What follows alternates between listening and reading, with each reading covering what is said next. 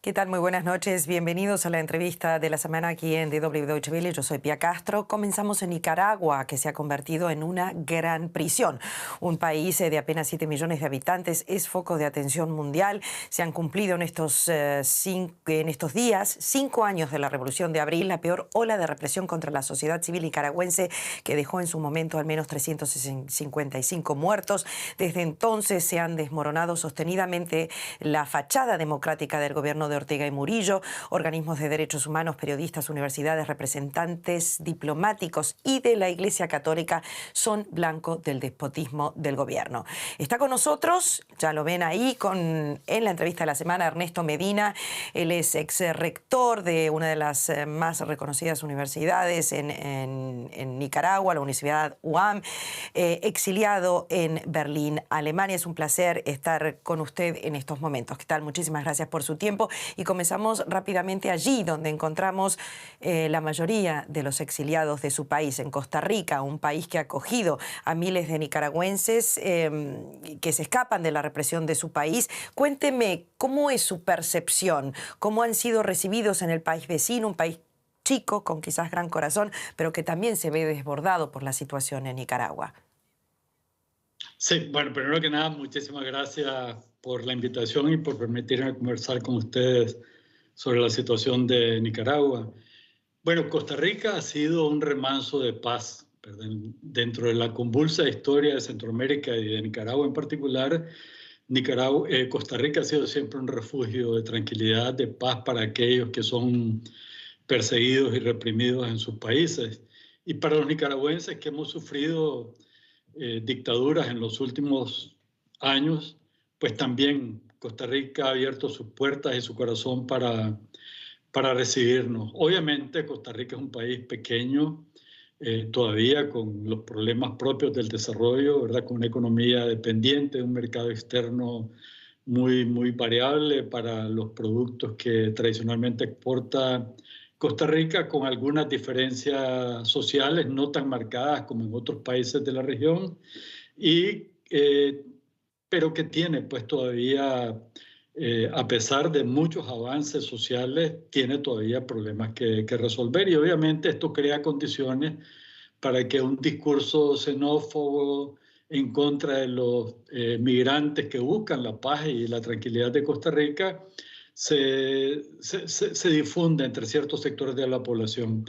Pero a pesar de eso, Costa Rica siempre ha mantenido sus puertas abiertas, y sobre todo a los nicaragüenses en tiempos difíciles, Costa Rica siempre nos ha abierto las puertas, y a partir de abril del 2018 pues no ha sido la excepción. Y a pesar de que han sido decenas de miles los nicaragüenses que han llegado a Costa Rica buscando paz y tranquilidad, Costa Rica les ha abierto las puertas. Obviamente hay problemas debido a la cantidad de nicaragüenses en un país tan pequeño y que tiene pues los problemas que ya mencioné, pero a pesar de eso, Costa Rica es una de las principales fuentes de remesas para Nicaragua, lo que significa que muchos de los nicaragüenses refugiados en Costa Rica tienen la oportunidad de trabajar y de enviar remesas a su familia en Nicaragua.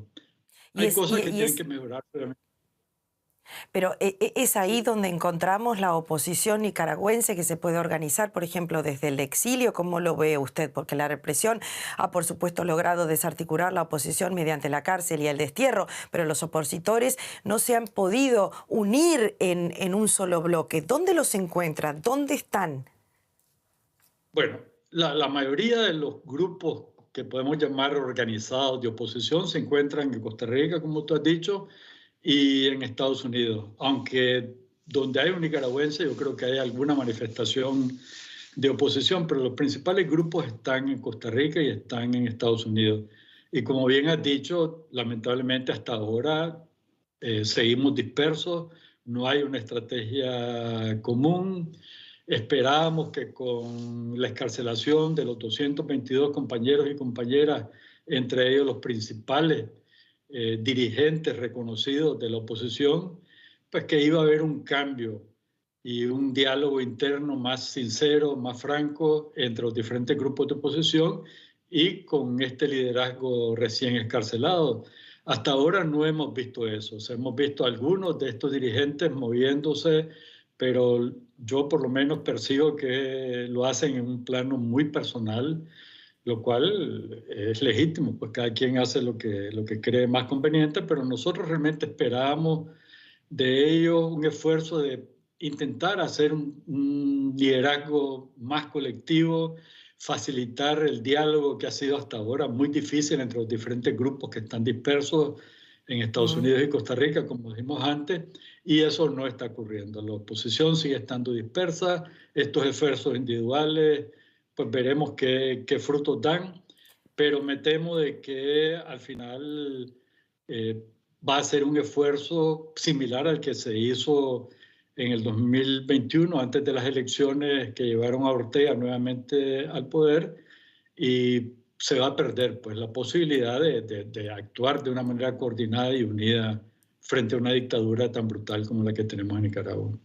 Hablemos de lo que usted conoce, hablemos de los estudiantes, de las universidades. El gobierno de Nicaragua ha cancelado en los últimos días la personería jurídica a 3 universidades privadas más. Recordemos que el año pasado, que fue en febrero del año pasado, el gobierno clausuró 12 universidades privadas argumentando supuestos incumplimientos administrativos. Usted es un reconocido profesor nicaragüense, ex rector de una de las universidades más prestigiosas. ¿Qué le reportan los estudiantes? ¿Cómo es la situación allí? Es muy difícil hablar con ellos, pero con los pocos que uno puede hablar, obviamente lo que nota es un gran temor, inseguridad, porque, pues, viendo las actuaciones del régimen en los últimos años y en los últimos meses, sobre todo en lo relacionado con las universidades, obviamente los jóvenes tienen temor, ¿verdad? Tienen temor a que los expulsen si hablan, hay inseguridad como en la situación de muchas universidades es todavía incierta, pues ellos prefieren no manifestarse públicamente. Las autoridades universitarias tampoco, o sea, las autoridades de las universidades que han sido clausuradas y confiscadas tienen temor a hablar, muchos de ellos porque esperan poder negociar todavía con el gobierno para que les devuelvan algunas de las propiedades que han sido expropiadas o por lo menos para que los dejen tranquilos. Entonces es muy difícil saber a ciencia cierta qué es lo que piensan ellos, pero lo que podemos ver es, pues ahora son casi 17 universidades clausuradas, algunas de ellas convertidas en universidades públicas en un procedimiento totalmente ilegal, porque existe un procedimiento para abrir una universidad nueva y aquí se han violentado todos los procedimientos, se ha violentado la autonomía de las universidades y estas universidades se han creado sobre el despojo de instituciones que tenían una legitimidad en el país. Y esto lo que ha hecho es complicar una situación que ya de por sí era compleja en el Doctor subsistema de Medina, educación superior. sí, perdón, porque estamos hablando de que mucha gente joven se va, la situación de los jóvenes, familias que están emigrando, que se están escapando. Me pregunto si a Ortega no le conviene que miles de nicaragüenses vivan en el extranjero por una cosa que usted ya dijo antes, por las remesas en una economía en crisis total, una tragedia que le sirve a Ortega.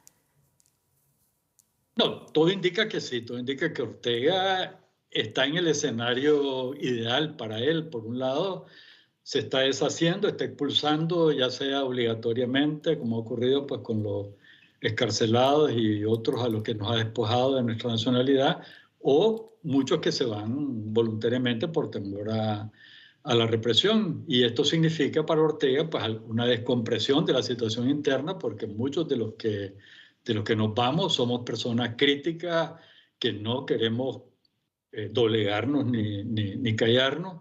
Y por otro lado, como se dijo, somos personas que estamos enviando remesas a Nicaragua y hay que decir que actualmente las remesas significan el principal ingreso para el país, o sea, más que las exportaciones tradicionales, o sea, prácticamente el 20% del PIB de Nicaragua lo constituyen en remesas, ¿verdad? Y el monto de las remesas el año pasado fue mayor que el de la inversión extranjera y la cooperación internacional. Y para Ortega este es el escenario ideal, porque sin hacer él absolutamente nada más que seguir adelante con su plan de represión, está manteniendo una economía relativamente estable y ha logrado que la presión política disminuya de manera apreciable dentro del país.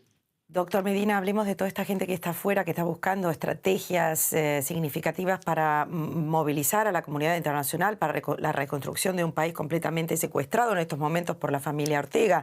Al mismo tiempo, Nicaragua es uno de los países quizás pobres, vulnerables de Latinoamérica. Los nicaragüenses han sufrido en medio siglo una insurrección, una guerra contrarrevolucionaria, grandes desastres naturales y 2 dictaduras dinásticas, las de los Somoza y las de Ortega Murillo.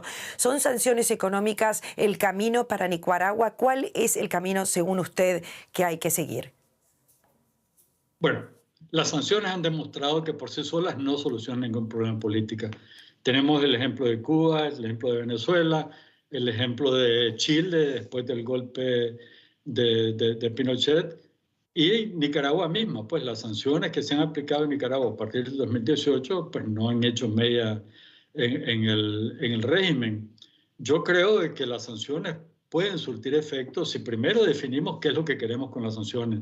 Si lo que queremos es agravar una crisis económica para provocar una situación de caos que lleve a la gente a insurreccionarse y a poner en peligro la sobrevivencia del régimen, pues estaría bien. La pregunta es si los países amigos de Nicaragua, los que están preocupados por la situación de Nicaragua, quieren llegar a esta situación. Hasta ahora, al menos con los que nosotros hemos hablado, no vemos de que esa sea su intención y por lo tanto pues no hay, creo yo, perspectiva de que se esté dispuesto a poner sanciones a Nicaragua que la lleven a una explosión social. Lo ideal sería una combinación de sanciones bien diseñadas con objetivos muy claros que se combinen con la acción diplomática de los países que estén dispuestos a buscar una solución a la crisis de Nicaragua y la actuación de la oposición nicaragüense. Y hasta ahora pues, esta coordinación no se ha dado por culpa de la oposición en parte que ha sido incapaz de unificarse, de definir una estrategia y de presentarse unida a la comunidad internacional. La comunidad internacional también vemos que no logra concertar una estrategia clara. Europa anda por un lado y dentro de Europa pues, hay países que no tienen ningún interés en Nicaragua y con la crisis de Ucrania, de la invasión a Ucrania, pues esto se ha complicado mucho más. Y Estados Unidos, que yo no veo que tampoco logra articular una política clara hacia América Latina en general y a Nicaragua en particular. Entonces yo creo que la solución pasa primero por una organización más clara, más sólida, más firme de la oposición nicaragüense, que sea capaz de presentarse unida a la comunidad internacional, sobre todo pues, a los países claves en este conflicto, que serían la Unión Europea, los países latinoamericanos y Estados Unidos, y definir una estrategia común, cómo vamos a actuar, y en ese contexto discutir el tipo de sanciones que podría acompañar a esta estrategia. Pero las sanciones solas tenemos que convencernos de que no van a solucionar ningún problema, sino que probablemente agravar la crisis social y económica que padece una población que ha vivido toda su vida en pobreza. Muchísimas gracias, doctor Medina, por estas palabras, por este análisis aquí en Deutsche Welle sobre la situación de su país en estos momentos y las salidas internacionales que podremos buscar para terminar con la represión del gobierno nicaragüense. Muchísimas gracias. Gracias a ustedes, Pío. Un abrazo.